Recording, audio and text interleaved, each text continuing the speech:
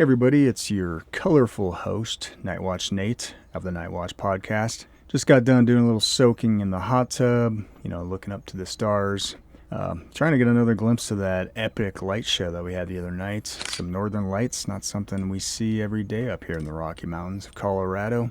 But the good news is we are neatly wedged within some pretty serious rock formations right now. So just in case, things go south, nuclear bomb goes off, at least we'll have some shielding from that initial blast wave and some of that thermal radiation, including gamma and neutron radiation. Granted, the wind cooperates and doesn't blow my way, but as for all of y'all, I hope you're all doing good out there. I hope you're in a safe place, safe as can be in this insane world, right? Let's just dive right into the topic for tonight. So despite the fact that, I think it was just a week ago that all the MAGAs were in an uproar over this newly elected mayor of New York, Zoran Mamdani. And it probably had something to do with, in my opinion anyway, the best candidate that the Republican Party could come up with to challenge the guy was none other than Andrew Cuomo.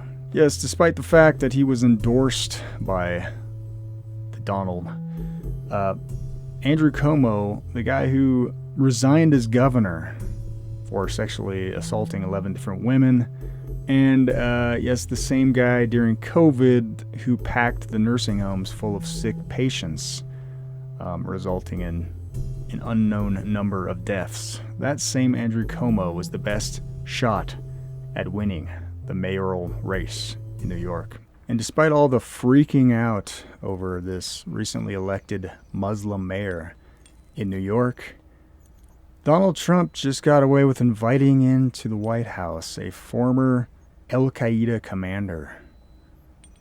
And not a peep. Not a peep of criticism from MAGA Republicans anywhere, it seems. All I hear is crickets.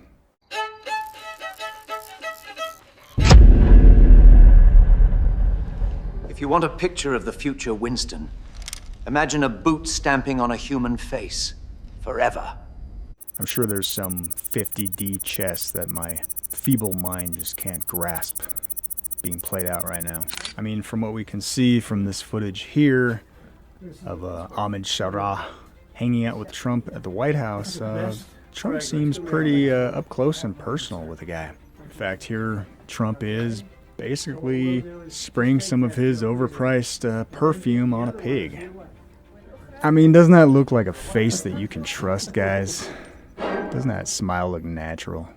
Yes, fresh off the Globalist World Tour, Ahmed Al-Sharaa, just in September, went to the UN General Assembly in New York, and the day before meeting with Trump, he, of course, met with Managing Director Kristalina Georgieva at the IMF headquarters in Washington, D.C. Wouldn't you know it? It all comes down to who pulls the purse strings, don't it? So who is this guy, Ahmed Al-Sharaa?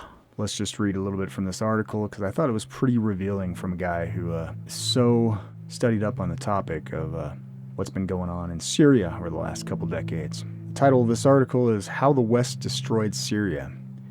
An interview with former UK ambassador to Syria. Peter Ford served in the UK Foreign Ministry for many years, including being UK ambassador to Bahrain and then Syria. Following that, he was representative to the Arab world of the Commissioner General of United Nations Relief and Works Agency. He was interviewed in this article by Rick Sterling, and this was in January 6, 2025. Why do you think the Syrian military and government collapsed so rapidly? Peter Ford, everybody was surprised with hindsight. We shouldn't have been. Over more than a decade, the Syrian army had been hollowed out by the extremely dire economic situation in Syria, mainly caused by Western sanctions. One of the only places you'll still see Bashar al-Assad's face is on Syria's highly devalued currency. You need a brick of it to buy dinner. Many Syrians have electricity and running water for just a few hours a day. The country's woes are the result of the long civil war, but also harsh economic sanctions the U.S. and other countries imposed to punish Assad for his human rights abuses. Syria only had a few hours of electricity a day, no money to buy weapons, and no ability to use the international banking system to buy anything whatsoever. It's no surprise that the army was run down. Skip down here. Syrian soldiers are mainly conscripts, and they suffer as much as any ordinary Syrian from the really dreadful economic situation in Syria. I hesitate to admit it, but the Western sanctions were extremely effective in doing what they were designed to do, to bring the Syrian economy down to its knees. So we have to say, and I say this with deep regret, the sanctions worked. The sanctions did exactly what they were designed to do, to make the Syrian people suffer, and thereby to bring about discontent with what they call the regime. Ordinary Syrians didn't understand the complexities of geopolitics, and they blamed the Syrian government for everything. Not having electricity, not having food, not having gas, oil, high inflation, everything that came from being cut off from the world economy and not having supporters with bottomless pockets. Syria was being attacked and occupied by major military powers, Turkey, USA, and Israel, plus thousands of foreign jihadis. The Syrian army was so demoralized that they were really a paper tiger by the end of the day. And the next question asked by this sterling guy. Along with Turkey, do you think the UK and the US were involved in training jihadis prior to the December attack on Aleppo? And Peter Ford replies, absolutely, the Israelis also. The leader of Hayat Tahrir al-Sham, it's a good name for it, Sham, HTS for short, Ahmed Al-Sharaa, formerly known as Mohammed Abu Jolani, almost certainly has British advisors. By the way, this is the formerly intern, now de facto president, unelected, by the way, president of Syria, who just visited the White House with Trump. This is who he's discussing here. This is what he says about the guy prior to this acceptance on the world stage. The de facto, unelected new leader of Syria almost certainly has British advisors in the background. In fact, I detected the hand of such advisors in some of the statements made in impeccable English. The statements had Americanized spelling, so the CIA are in on it too, according to this guy. Jolani is a puppet, a marionette saying what they want him to say. And that last statement there about the CIA involvement early on in grooming this guy, who at the time went by Jolani. According to this Peter Ford guy, who knows him better than anybody else that I've found online anyway, he says Jolani is a puppet, a marionette saying what they want him to say.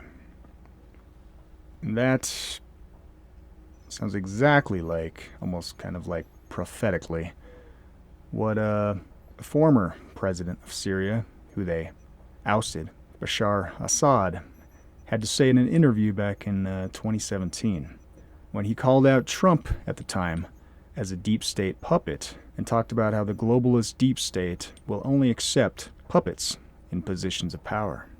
And he wasn't willing to be a puppet, according to what he said here. Is Donald Trump someone you think you can do business with? The problem in the United States is about the whole political system. It's not about one person. Trump's election has proven again for us, again and again, that the president is only a performer. He's not the decision maker.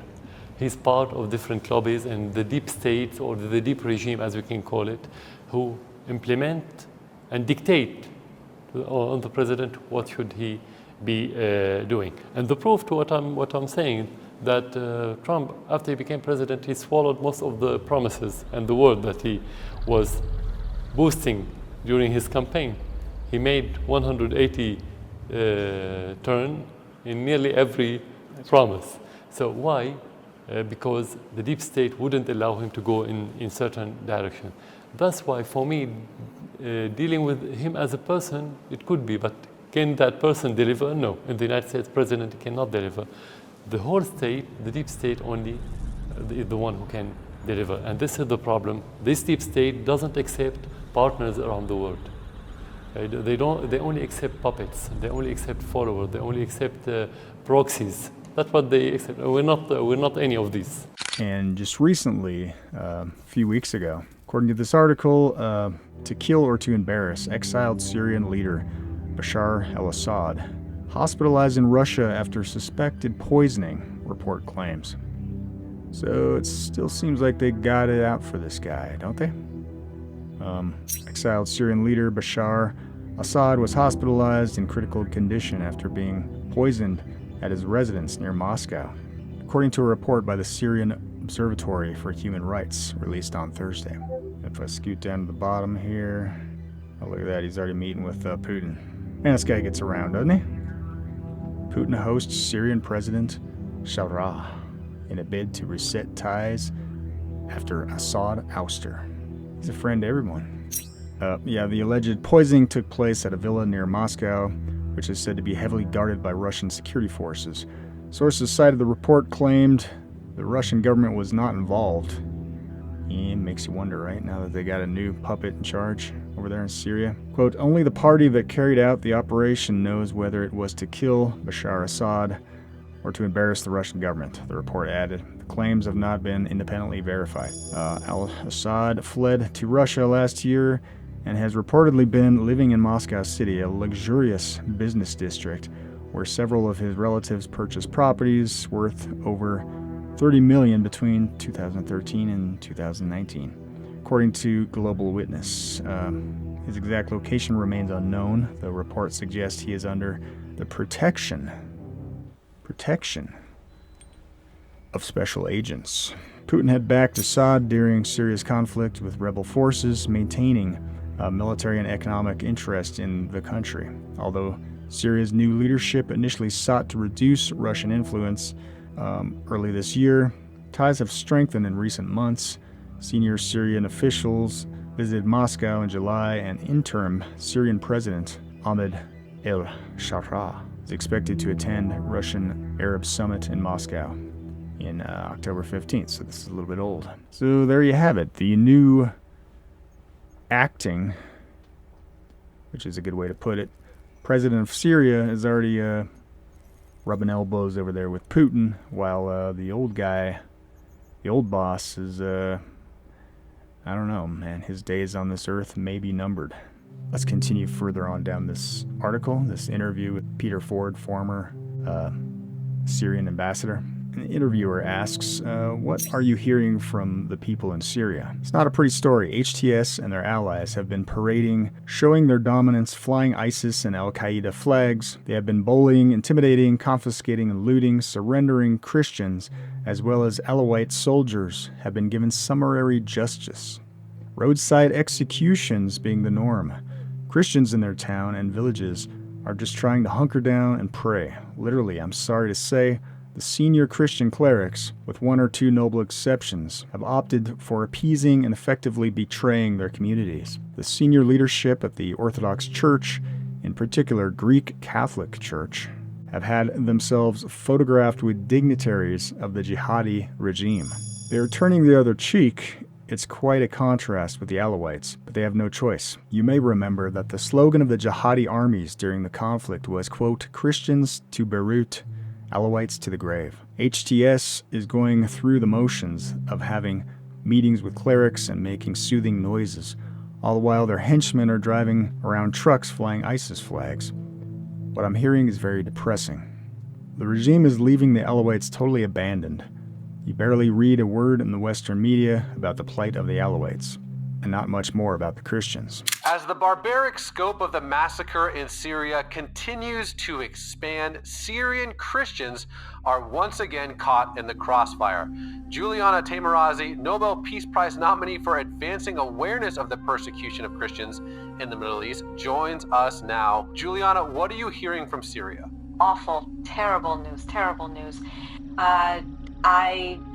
Yesterday, I heard that there were 15 doctors that were murdered because they were Alawites, supposedly supporters of Assad. Women, children, men, some supporters of Assad attacked the forces of this new regime.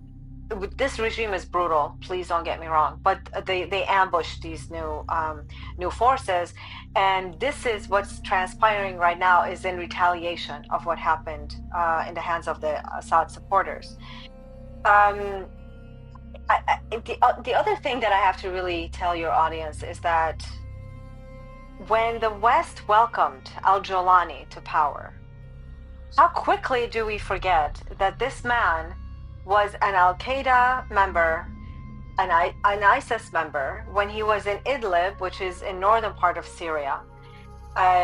They were using Turkish lira, supported by Turkey.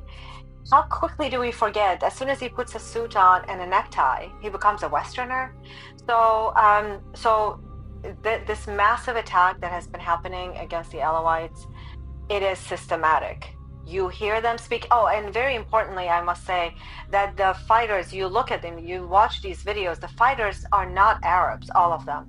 They're Chechens, there are Indonesians, there are Jordanians, there are Tajiks from Tajikistan. I mean, you will find that there are some Americans. Apparently, there was a report that said that there are Americans, even just like they were embedded with ISIS.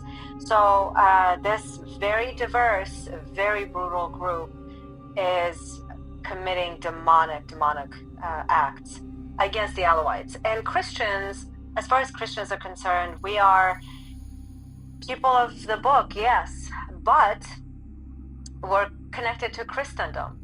We're infidels, although we had been there for as Christians for 2,000 years, but we were there before all these regimes took over and came along. We are considered, by extension, connected to the West.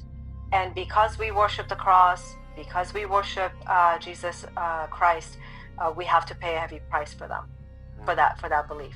So the churches have been targeted, the children have been targeted, families have been massacred, and this happened also last year. This is not the first time under this regime.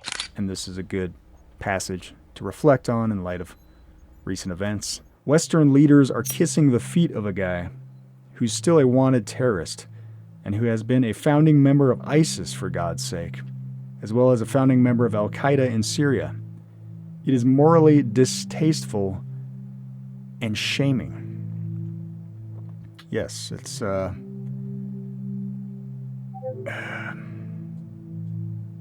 pretty makes you just want to vomit, actually. Now, I didn't serve myself, despite my appearance. But I do like me some fatigues, if you know what I mean. No, I didn't serve myself in any war, thank God. But I have known people throughout my lifetime who did go to war in Iraq and Afghanistan. And, a few of my friends, they still suffer debilitating injuries from these IEDs and these. Remember the poorly armored vehicles, because the U.S. couldn't afford to put good enough armor on our vehicles for our troops. And so, yeah, on the exact same day, the 250th anniversary of the Marine Corps, you have Donald J. Trump inviting in an unrepentant, by the way, jihadi Al-Qaeda, who literally made it his mission to kill American soldiers. But now he's one of our guys, right? Because he's a good hand-picked globalist puppet who's going to follow orders and, continue to fleece his own country of its resources. As this article goes on to describe, Jolani needs the West desperately right now. Otherwise, he will face the same fate as Bashar Assad. If the economy continues on its trajectory of the years, then Jolani will be dead meat in fairly short order. He has to deliver massive, rapid economic improvement to survive as leader. And this is what it's all about. His strategy, obviously, is to milk his status as a puppet of the West in order to secure not just reconstruction aid, but that's for the long term, but more immediately, sanctions relief, the electricity flowing again, the oil. Let's not forget that the oil and gas of Syria is still effectively in the hands of the United States. which through its Kurdish puppets, there's more of those puppets again, controls a segment of the economy, which used to be worth, I think, 20% of Syria's GDP, and provide essential oil for fuel, cooking, everything. He's got to get his hands on that and get sanctions lifted. That's what so much of it is about. But he has one major problem: Israel. Israel's not buying it. Israel is the exception. All the Western Front is tumbling over itself to go and kiss the feet of the Sultan of Damascus. But the Israelis are sucking their teeth, saying they don't trust the guy. Israel is destroying, which I think that sentiment has changed in more recent history here. It's all one big club, guys, okay? If that's not obvious, blatantly obvious by now, I don't know what is. Israel is destroying the remnants of the Syrian army and its infrastructure. Meanwhile, they grab more Syrian land. They want to keep Syria on its knees indefinitely by insisting that Western sanctions not be lifted, which they just recently were. So I guess, for all these, it's all about the Jews. Jews control everything. I guess Israel, in this case, didn't get what it wanted, or, again, is this just this back and forth controlled opposition talking points? But, when the agenda has been accomplished and all parties involved are good with it, then everybody goes quiet, right? But yeah, let me get back. Israel, they want to keep Syria on its knees indefinitely by insisting that Western sanctions not be lifted. I sense there's a battle royale going on in Washington between what we might call the deep state, which would favor lifting sanctions, and the Israeli lobby, which is resisting that for selfish Israeli reasons. But given that the Israeli lobby wins these tussles 9 times out of 10, the outlook may not be that great for the Jolani regime. Well, it looks like things are on the up and up to me for formerly known as Jolani, currently known as Ahmed Al-Sharaa. And so from Peter Ford to this other Robert Ford, both ambassadors, one's from the UK, the other one is from the USA. Speaking at the Baltimore Council of Foreign Affairs on May 5th, during a lecture titled, "The Rebels Won in Syria, Now What?" Ford went on to describe how this British conflict resolution group, aka most likely MI6, asked him to meet with Sharia and help to rebrand their little puppets from, head-chopping terrorists to cute and cuddly politician.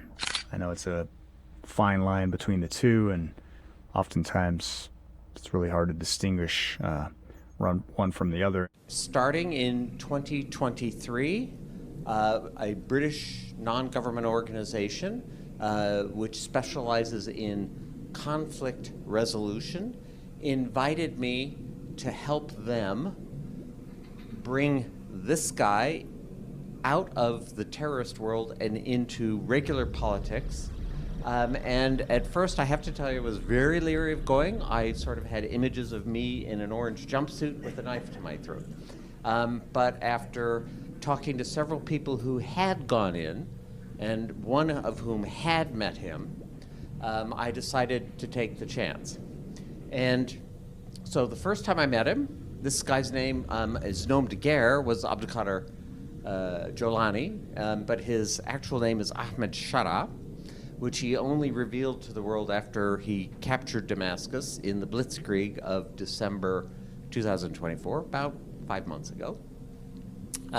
First time I met him, I sat down next to him, and I'm literally as close as I am to Roy, and I said, this is all in Arabic, I said, never in a million years could I imagine that I would be sitting next to you. Long beard, in fatigues. And he looked at me, he speaks very softly, and he said, Wallah ana, me neither. And we went on and actually had a pretty civil conversation. I share this because he said something which really piqued my interest. He never apologized for the terrorist attacks in Iraq or in Syria, although there were many fewer in Syria. Never apologized. But he also said, now I am governing an opposition-held area of northwest Syria, and I am learning that the tactics and the principles that I was following in Iraq do not apply when you actually have to govern 4 million people. And they had 2 million residents of that area of Syria, and then another 2 million refugees who had come there from other parts of Syria. So they had a population of 4 million. He said, I am learning that to govern, you have to make compromises. I was very struck by that. So that was in March 2023, just over 2 years ago. And of course, the Syrian government denies Ford's information on the meeting with Sharaa. And in this flattering article put out by the Gray Zone in 2017, meet Robert Ford, the U.S. diplomat who helped send Syria to hell in the name of regime change. And if I skip down here, Ford took his fluent Arabic and his appointment as ambassador to Syria and ran with it, straight into the regime change agenda that the usual suspects, CIA, Israel, Saudi, Qatar, had been pushing all along. He pushed that agenda so well, in fact, that he had to leave. Quote, on October 24th, 2011, Ford was recalled from Syria due to what the U.S. State Department described as credible threats to his safety. Ford had attracted the ire of pro-Assad Syrians due to his strong support of the Syrian uprising. According to American officials, Ford had been attacked by an armed pro-government mob, and Syrian state television had begun running reports blaming him for the formation of death squads, similar to those in Iraq. This led to fears that supporters of the Syrian government might try to kill him. Ford's, quote, strong support of the Syrian uprising involved, according to ex-CIA guy Michael Scheuer, running around the country trying to encourage groups to overthrow the Syrian government. Scheuer said that at 3:40 in this interview, and wouldn't you know it, it's been memory hold. Guess we'll never know.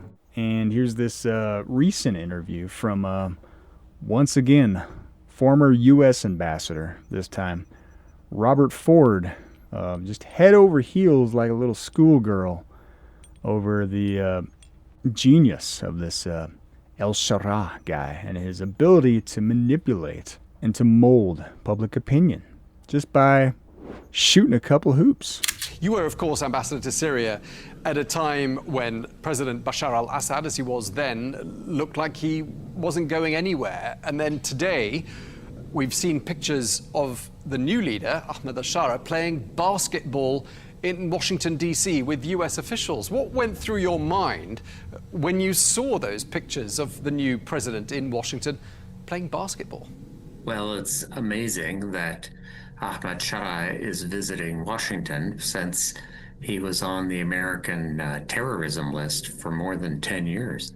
The pictures of him playing basketball, I think, are a great public relations effort. I give him credit for knowing how to appeal to Americans. Hey, look at that, Billy. That old head chopper can shoot some hoops. He just like one of us. Imagine that. All right, I gotta stop.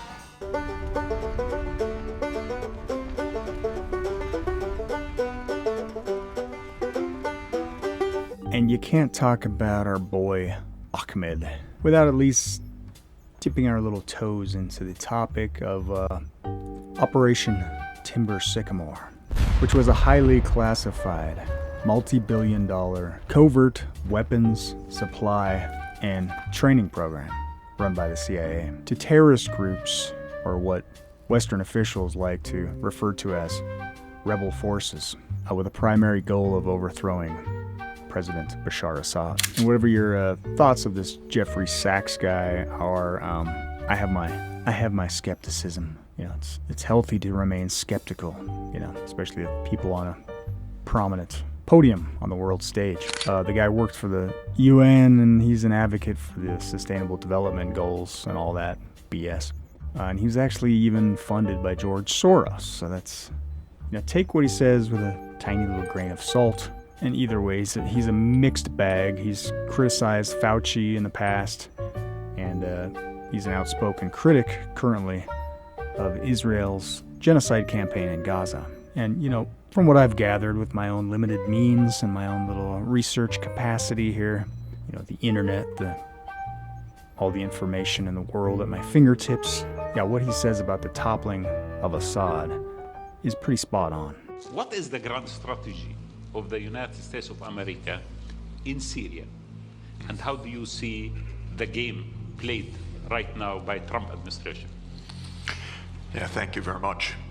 I think it's important for us to understand where this entire war came from. It did not come from Bashar al-Assad. It came from Washington. There was a decision in 2011 to overthrow Assad. Actually, that came from Jerusalem. This has been a desire of the Israeli government that stretches back more than 25 years. Netanyahu's idea is make the Middle East in Israel's image, overthrow every government that opposes Israel. He's had a friend in that, and that is the CIA and the United States government. So this war in Syria did not come from Assad's repression. It did not come from Assad's dictatorship. This war came from a presidential order by Obama to overthrow Assad, starting in the spring of 2011. We have a name for this program. It was Operation Timber Sycamore. The United States, together with other countries in this region, trained fighters, especially jihadists, including the ones that just took power, to overthrow the regime. This created chaos. 600,000 dead in Syria in a war that has gone on for 14 years. The outcome of this war is what the CIA wanted back in 2011, which is that a jihad group would take power in Syria after being armed by the United States. The reason I want to be clear about this is that we will not have peace in this region until we have public diplomacy that is based on real diplomacy, not on CIA operations. And we will not have peace until Israel stops its militarization of the entire Middle East, because the Syrian war is just one of 6 wars that Israel has promoted, including in Lebanon, Iraq, Syria, Libya, Somalia, and Sudan. We had the list, actually, from Wesley Clark back in 2001 when he was handed a paper in the Pentagon that the goal was 7 wars in 5 years. The only war that hasn't taken place yet, to Netanyahu's great consternation, is the U.S. war with Iran. And in this interview, General Wesley Clark described how he was shown this classified memo, and this was just months after 9/11, about this plan to take down 7 different countries in 5 years, starting with Iraq and Syria, and eventually ending with, wouldn't you know it, Iran.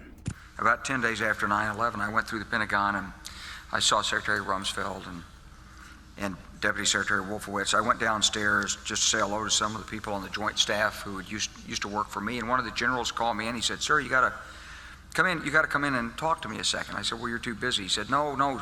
He says, "We've made the decision. We're going to war with Iraq." This was on or about the 20th of September.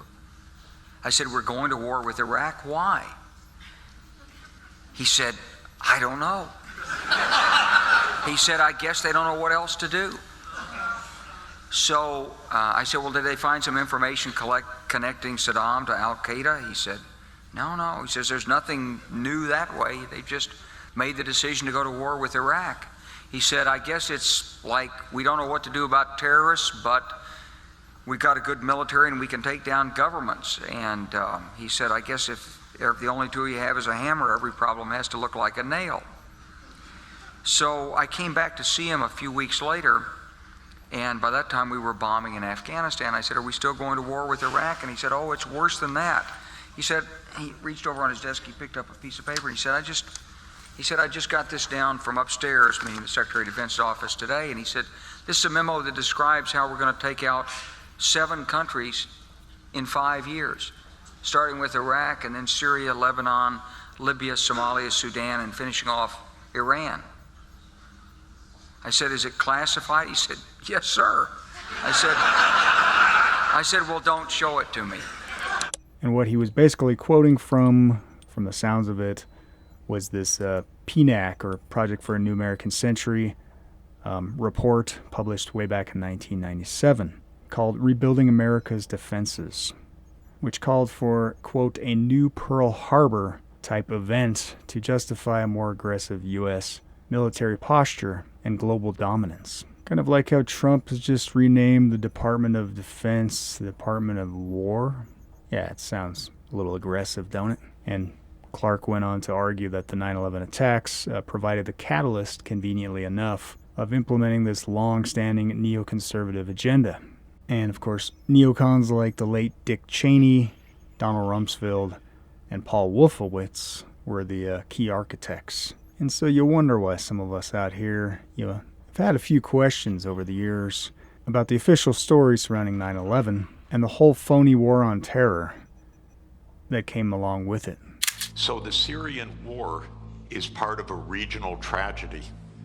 We have tragedy in Gaza, the West Bank, Lebanon, Syria, Iraq, Sudan, South Sudan, and Libya that I put at the hands of the United States government and its ally Israel, because none of these wars had to happen. These were all wars of choice. They were all wars that came from the idea of regime change operations, that the United States would determine which regimes operate in which countries. We'll never have peace in this region if outside imperial powers like the United States are dictating the terms to this region. And Israel could never do these wars on its own. These are American wars. America provides the financing, it provides the military backup, it provides the naval support, it provides the intelligence operations, it provides the munitions.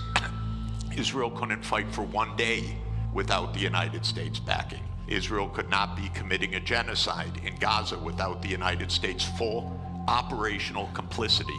I don't mean political complicity, I mean direct, daily operational complicity. This has to end. This region has been divided for 100 years, first by the British Empire and then by the American Empire.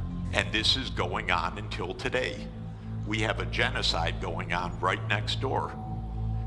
Till today, till this morning. People being wantonly killed, brazenly killed, because the United States is providing the means for this. So this is what's happening in Syria. Is the U.S. on the fence? Hardly. It's the major actor. I know, by the way, firsthand, Kofi Annan arranged a peace in 2012. He arranged a peace in Syria. You know why it didn't happen? Because all the parties agreed to peace except one.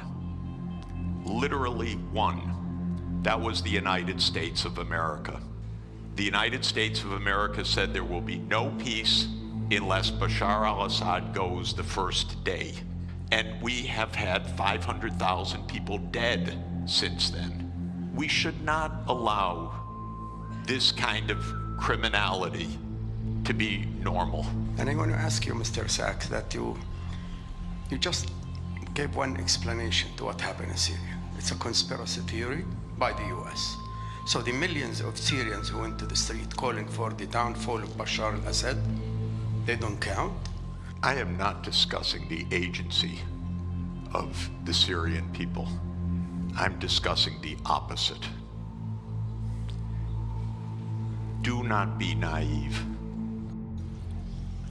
Do not think that 600,000 people died because of Assad and the protesters. This was a war.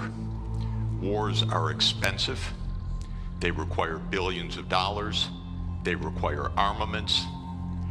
And I'm not talking about a conspiracy theory. I'm talking about a conspiracy. And you should know. Everybody go look up Operation Timber Sycamore. Understand what happened in your region. And if you think that calling in the CIA is going to do the bidding of agency in this region, you are sadly mistaken. This region has been manipulated by Britain, France, and the United States for 100 years since the Versailles Treaty. It will not have safety or peace until the United States is out of this region through manipulation and war. You all say, well, it's Israel doing this. It's the same thing I'm talking about. It's the same reason for Operation Timber Sycamore. It's not an independent fact. It's the reason why this happened. Empires divide to rule. They are not doing the bidding of Turkey or Syria or Lebanon or anybody else in this region.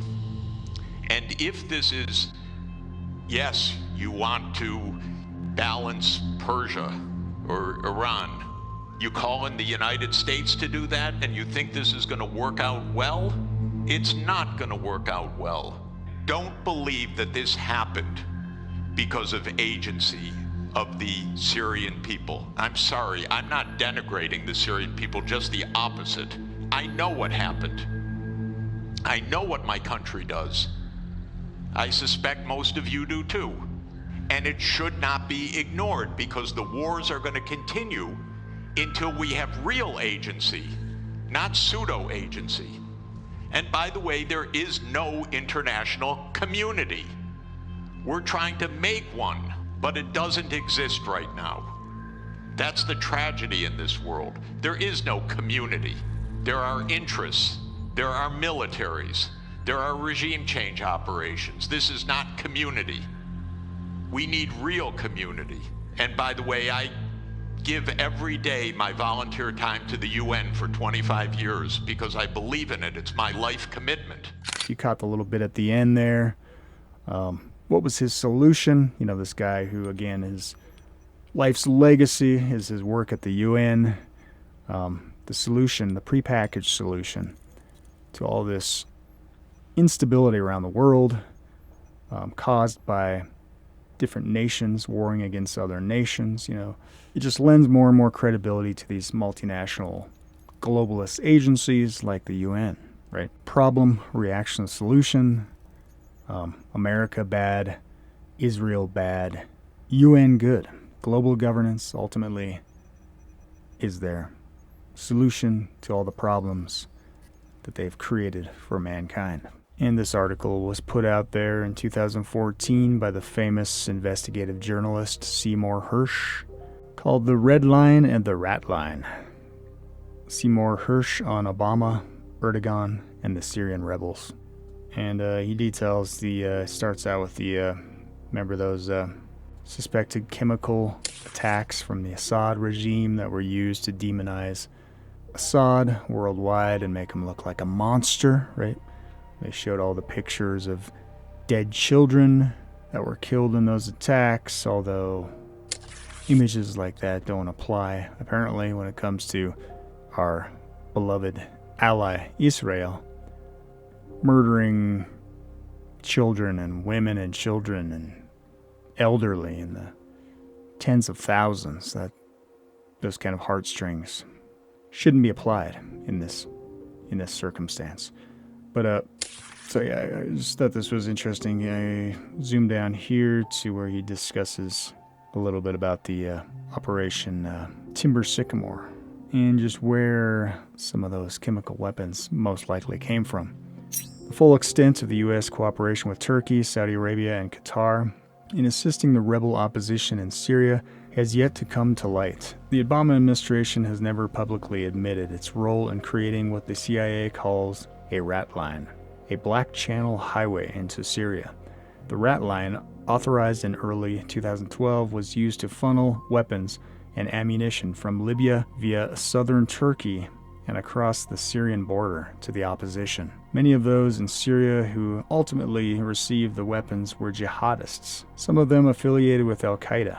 The DNI spokesperson said, quote, "The idea the United States was providing weapons from Libya to anyone else is false." Sure, bud. In January, the Senate Intelligence Committee released a report on the assault by a local militia in September 2012 on the American consulate and nearby undercover CIA facility in Benghazi, which resulted in the death of Ambassador Christopher Stevens. The report's criticism of the State Department for not providing adequate security for the consulate and of the intelligence community for not alerting the U.S. military to the presence of a CIA outpost in the area, receiving front-page coverage and reviving animosities in Washington, with Republicans accusing Obama and Hillary Clinton of a cover-up. What difference does it make? Right?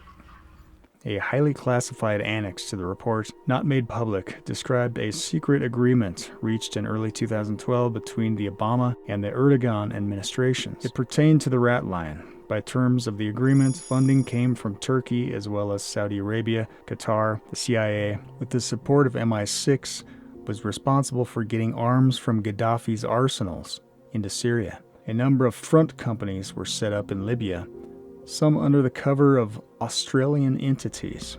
So can you see how all these different networks, all these different countries are working together? They're all on the same page, working against the common enemy of the Assad regime, the one guy who said he doesn't want to be another globalist deep state puppet.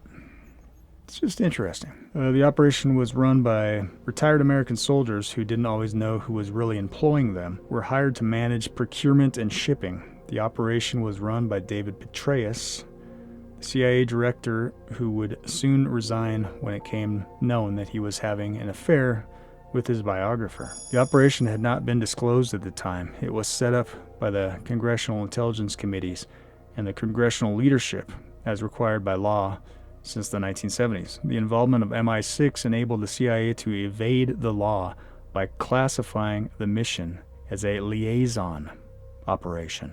The former intelligence official explained that for years there had been an exception in the law that permits the CIA not to report liaison activity to Congress, which would otherwise be owed a finding. Again, all these different black ops agencies, MI6, Mossad, CIA, fill in the blank, all working together for their own little diabolical aims and subverting in the process our constitutional form of government, our checks and balances, bypassing Congress. Who are the real enemies, right? Who are the ones that we should be worried about the most? Republicans, the Democrats, or the puppet masters that pull their strings, that run the blackmail operations and control and manipulate their assets on both sides. The annex didn't tell the whole story of what happened in Benghazi before the attack, nor did it explain why the American consulate was attacked. The consulate's only mission was to provide cover for the moving of arms. The former intelligence official who has read the annex said, quote, "It had no real political role." Washington abruptly ended the CIA's role in the transfer of arms from Libya after the attack on the consulate, but the rat line kept going.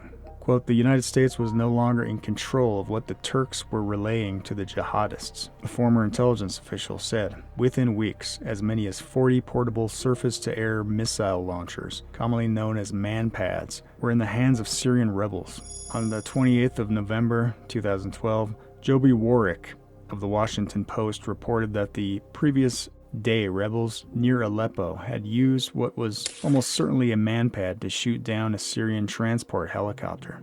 The Obama administration, Warwick wrote, has steadfastly opposed arming Syrian opposition forces with such missiles, warning that the weapons could fall into the hands of terrorists and be used to shoot down commercial aircraft. Two Middle Eastern intelligence officials fingered Qatar as the source, and a former U.S. intelligence analyst speculated that the man-pads could have been obtained from Syria military outposts overrun by rebels. There was no indication that the rebels' possession of man-pads was likely the unintended consequence of a covert U.S. program that was no longer under U.S. control. By the end of 2012, it was believed throughout the American intelligence community that rebels were losing the war. Erdogan was pissed, the former intelligence official said, and felt that he was left hanging on the vine. It was his money, and the cutoff was seen as a betrayal. In spring of 2013, U.S. intelligence learned that the Turkish government, through elements of MIT, its national intelligence agency, and the Gendarmerie, a militarized law enforcement organization, was working directly with al-Nusra and its allies to develop chemical warfare capability. And if I skip down here, it says Erdogan's hope was to instigate an event that would force the U.S. to cross the red line. And the president ended the briefing on a serious note by saying that the US and United Nations, should they be aware of any chemical weapons, that they would react accordingly to the threat. We have been very clear to the Assad regime, but also to other players on the ground, that a red line for us is we start seeing a whole bunch of chemical weapons moving around or being utilized. That would change my calculus. That would change my equation. Yeah, all that propaganda that we received from our Mockingbird media about how Bashar Assad was this evil dictator that was gassing his own people, most likely was gas created by the new boss, Ahmed Al-Sharaa, and his al-Nusra front. Job well done. Pat on the back. It was a swift and bold move in response to a complex Middle East crisis which has dragged on for 6 long years. A barrage of American cruise missiles directed at a Syrian airbase after an alleged chemical attack by Syria's president against his own people just 2 days earlier. Tonight I ordered a targeted military strike on the airfield in Syria from where the chemical attack was launched. It is in this vital national security interest of the United States to prevent and deter the spread and use of deadly chemical weapons. Syrian state television ran pictures of what it said was the missile strike. It has denied carrying out a chemical attack, suggesting it could have hit a rebel stockpile of chemicals during an airstrike. Syria has condemned what it says are its efforts to thwart terrorism in its own country. In this old school archived article here from the New York Times back in 2017 just gives us a little bit of a glimpse into what was going on with the Operation Timber Sycamore, but I just thought these were a few little interesting paragraphs. Once the CIA-trained fighters crossed into Syria, CIA officers had difficulty controlling them. The fact that some of their CIA weapons ended up with Nusra Front fighters, again, that's the group founded by Ahmed Al-Sharaa, and that some of the rebels joined the group confirmed the fears of many in the Obama administration when the program began. Although the Nusra Front was widely seen as an effective fighting force against Mr. Assad's troops, its al-Qaeda affiliation made it impossible for the Obama administration to provide direct support for the group. Pesky little al-Qaeda affiliation. In the summer of 2012, David Petraeus, who was the then CIA director, first proposed a covert program of arming and training rebels as Syrian government forces bore down on them. The proposal forced a debate inside the Obama administration, with some of Mr. Obama's top aides arguing that Syria's chaotic battlefield would make it nearly impossible to ensure the weapons provided by the CIA could be kept out of the hands of militant groups like the Nusra Front. So they say Mr. Obama rejected the plan. Well, that didn't last long. He changed his mind the following year, signing a presidential finding authorizing the CIA to covertly arm and train small groups of rebels at bases in Jordan. The president's reversal came in part because of intense lobbying by foreign leaders, including King Abdullah II of Jordan and, of course, Prime Minister Benjamin Netanyahu of Israel, who argued that the United States should take a more active role in trying to end the conflict. Scooting down, given the codename Timber Sycamore, the covert program began slowly, but in 2015, the CIA-backed rebel groups had made significant progress against Syrian forces, pushing into areas of the country long considered to be government strongholds. The offensive gained momentum after the CIA and Saudi Arabia began supplying powerful tank-destroying weapons to the rebel groups. Where did all the hijackers on 9/11 come from again? That's right. Saudi Arabia. But the rebel push in Idlib, Hama, and Latakia provinces in northern Syria also created problems for Washington.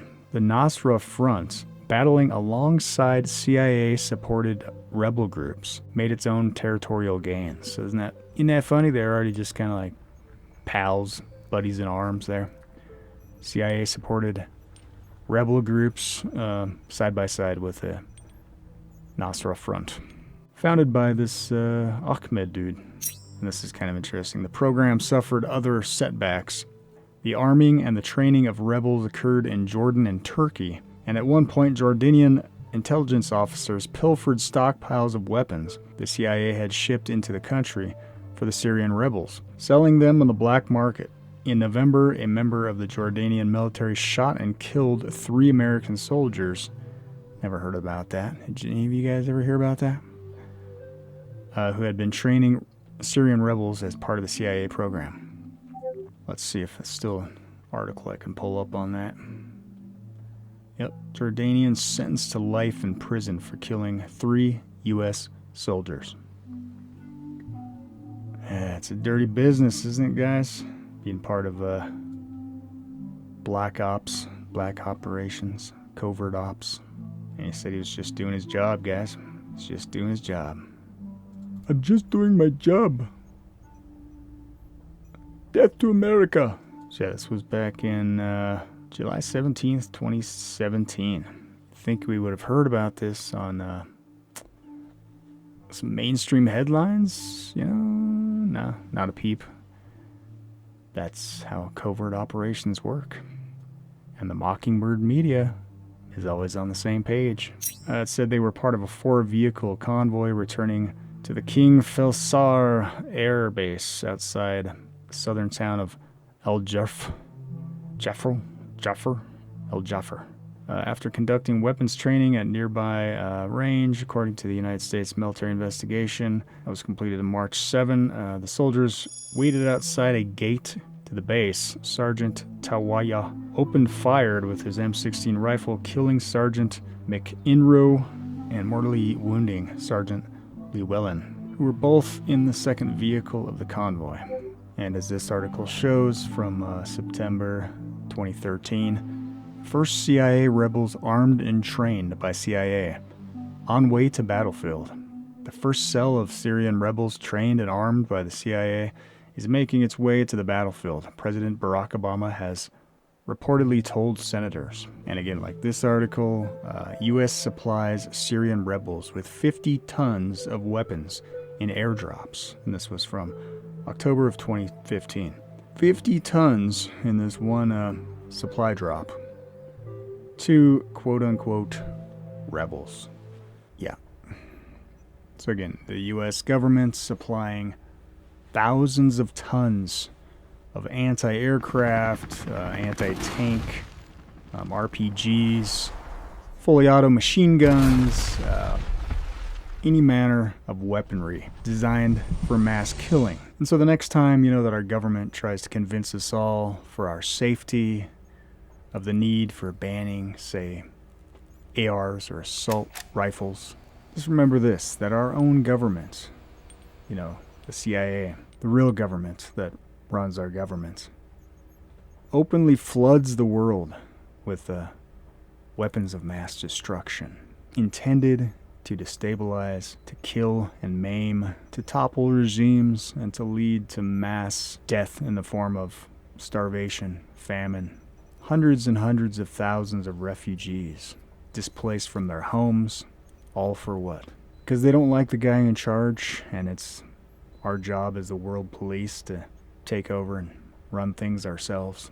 Is that really America first? Is that within our own best interests? Millions and millions of taxpayer funding going to some of these covert operations. And now with the current puppet in chief, spending is higher than ever before on these black budgets. Nothing new under the sun. Exhibit A.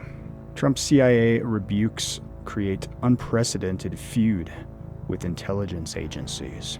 And again, this was just 38 days before the inauguration. Donald Trump has given the intelligence community what amounts to a slap in the face, according to current and former intelligence officials. It's unprecedented that a president-elect should be denigrating the CIA, refusing to read their intelligence, and disagreeing with them on a major substantive issue even before he's inaugurated, said former White House cybersecurity official Richard Clarke, who now just happens to be an ABC News consultant.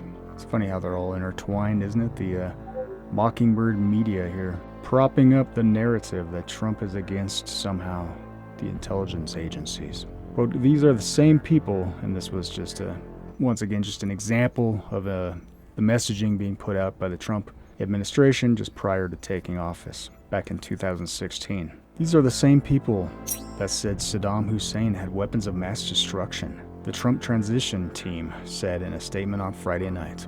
So we go from this Trump versus the CIA over to just a couple of years later. Trump administration requests nearly $86 billion for spy budget.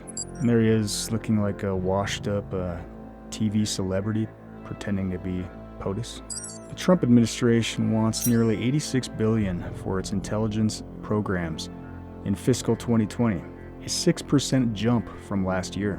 Director of National Intelligence Dan Coates on Monday revealed that the administration wants $62.8 billion for its U.S. intelligence agencies, while the Pentagon released its $22.95 billion request for its military intelligence program. Details of the so-called black budget are secret, of course, but the funds cover a range of expenses including spy planes and satellites, intelligence gathering through spies and informants, and cyber weapons.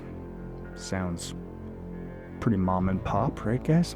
Leave it to Beaver type activities. The higher request comes despite the fact that, and here's the irony, they actually made this connection. The higher request comes despite the fact that President Trump has had a contentious relationship with his intelligence agencies since taking office.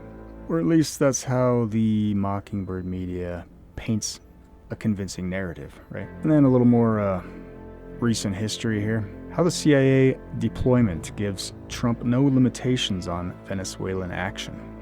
Again, this is from October 2025. U.S. President Donald Trump has acknowledged that he has authorized the CIA to conduct covert operations in Venezuela, a highly unusual admission of what is normally a highly sensitive and tightly guarded state secret. The authorization, more typically known as a presidential finding, could give the agency broad leeway to conduct operations in the region, including lethal strikes against suspected drug traffickers, or broader operations aimed at destabilizing or toppling the regime of Nicolas Maduro. Previous presidential findings have ultimately led to drone strikes on militants overseas, money and weapons funneling to insurgencies, and even efforts at full regime change. Most, however, remain classified. And just skipping down real quick. Once approved by the president, CIA actions could take the form of targeted killings, covert influence operations, shaping local politics, or helping set up and equip armed rebel movements fighting foreign governments. And where have we heard this before, guys? Sounds all too familiar. And it sure stinks like the same sort of bullshit, don't it? And just skipping down to the bottom, alternatively or additionally, sabotage operations could be conducted against targets aligned to Maduro's government. Influence operations could be used to shift public opinion through media and money, kind of like that whole Arab Spring thing over there in Syria. Training and weapons could be provided to anti-Maduro groups, kind of like our boy Ahmed's HTS. all operations with historical precedent for the CIA in Latin America and elsewhere. Yeah, of course, it's just business as usual, isn't it? Predictably. Business as usual. Yeah, it just gets old, doesn't it, folks? It just gets old. New boss, same as the old boss. Yeah, wasn't it Obama who won the Peace Prize while dropping record numbers of drone strikes and kicking off the Operation Timber Sycamore in Syria? And now Trump has launched all too similar operations in Venezuela. Operations which critics warn could further destabilize the region, leading to power vacuums, which parallels past U.S. interventions, such as the Bay of Pigs, which was ironically what inspired that quote from JFK, where he wanted to scatter the CIA to the winds. And here's another one from 2017. U.S. bought weapons for Syrian rebels, and some wound up in the hands of ISIS terrorists. Isn't that just dandy? Sophisticated weapons the U.S. military secretly provided to Syrian rebels quickly fell into the hands of the Islamic State, a study released Thursday disclosed. The report said the Islamic State's possession of these weapons remains a threat to the U.S.-led coalition still operating against the terror group in Iraq and Syria. The arms included anti-tank weapons purchased by the United States that ended up in possession of the Islamic State within 2 months of leaving the factory. Was it shipped FedEx, or? Sounds like they had a priority mail. Expedited delivery. According to the study, the study was put on by Conflict Armament Research, an organization that tracks arms shipments. The study was funded by the European Union and German government. Efforts by the United States and other countries to supply weapons to rebel groups, quote, have significantly augmented the quantity and quality of weapons available to ISIS forces, the report concluded. And if I skip down real quick, it has long been known that ISIS captured a huge amount of American weapons, including tanks and artillery, when the militant group swept into Iraq from Syria in 2014 and routed several divisions of Iraqi soldiers, many of whom abandoned their weapons and fled. The new study raises questions about a different source of weapons, arms secretly sent to rebel factions fighting Syrian President Bashar Assad in his long civil war. The covert CIA program began by Obama administration in 2013 was ended earlier this year by President Trump. Saudi Arabia, which like the US strongly opposes Assad, also supplies weapons to rebel groups. And predictably, the CIA declined to comment on this report. And meanwhile, back at the home front, seems as if all the little CIA chickens have come home to roost. With this latest invasion of Afghan nationals, terrorizing American streets, brought in under the Biden program, Operation Allies Welcome. First in the gunning down of 2 National Guardsmen in D.C., killing the 20-year-old Sarah Beckstrom, who thought her position there was pointless. More security theater, pawns in the game, and critically wounding Andrew Wolf by this dude who was part of the CIA-backed Zero Unit, who was literally trained by the CIA since the age of 15, working alongside our special forces and CIA paramilitary in Afghanistan, as well as this other guy who was arrested the same week, making terroristic threats about bombing someplace in Fort Worth, Texas, on TikTok, of all places, right? Because we all know that a true terrorist is going to broadcast all over TikTok what his plan is before he carries out an act of terror. And while Trump and his MAGA minions would love to point the blame solely upon the Democrats and the Biden administration, the dirty deeds now being committed in Venezuela under Trump's watch will undoubtedly lead to similar forms of blowback in the not-too-distant future. It just reminded me a little bit of a famous quote from our second president, John Adams.